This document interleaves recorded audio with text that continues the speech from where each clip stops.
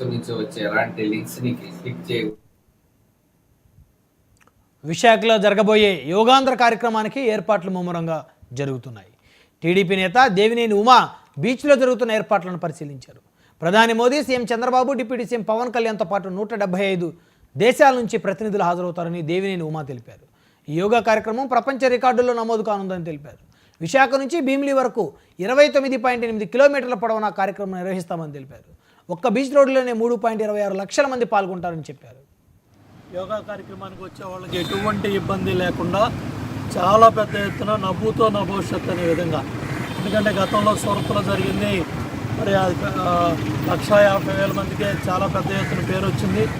ఇవాళ అంతర్జాతీయ యోగా దినోత్సవాన్ని ఇవాళ రికార్డు స్థాయిలో గిన్నిస్ బుక్ ఆఫ్ వరల్డ్ రికార్డులు ఎక్కే విధంగా ఏర్పాట్లు చాలా పెద్ద ఎత్తున జరుగుతున్నాయి. స్వయంగా ప్రధానమంత్రి నరేంద్ర మోడీ గారే 20వ తారీఖు రాత్రికి విశాఖపట్నం చేరుకుంటా ఉన్నారు.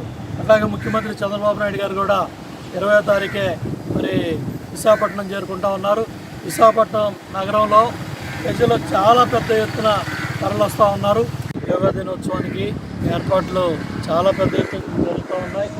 ఇప్పుడే మాజీ శాసనసభ్యులు గండి బాబ్జీ గారు చెప్పినట్టుగా జిల్లా యంత్రాంగం, అట్లాగే రాష్ట్రంలో ఉన్న ముఖ్య అధికారులు, స్వయంగా ముఖ్యమంత్రి చంద్రబాబు నాయుడు గారే 26 కిలోమీటర్ల స్ట్రెచ్ అంతా కూడా తిరిగి ఏ కంపార్ట్మెంట్లో ఏ విధంగా నెంబర్ ఇస్తూ ఉన్నారు, రేపొద్దున వీటి మీద మ్యాట్లు ఏ విధంగా ఏర్పాటు చేయబోతున్నారు, అట్లాగే టాయిలెట్స్ ఎక్కడ పెట్టబోతున్నారు, యోగా కార్యక్రమానికి వచ్చే వాళ్ళకి ఎటువంటి ఇబ్బంది లేకుండా చాలా పెద్ద ఎత్తున నవ్వుతో నా భవిష్యత్తు అనే విధంగా, ఎందుకంటే గతంలో సూరత్లో జరిగింది, మరి 150,000 మందికే చాలా పెద్ద ఎత్తున పేరు వచ్చింది.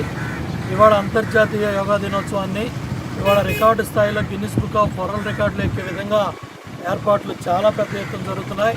స్వయంగా ప్రధానమంత్రి నరేంద్ర మోడీ గారే 20వ తారీఖు రాత్రికి విశాఖపట్నం చేరుకుంటా ఉన్నారు.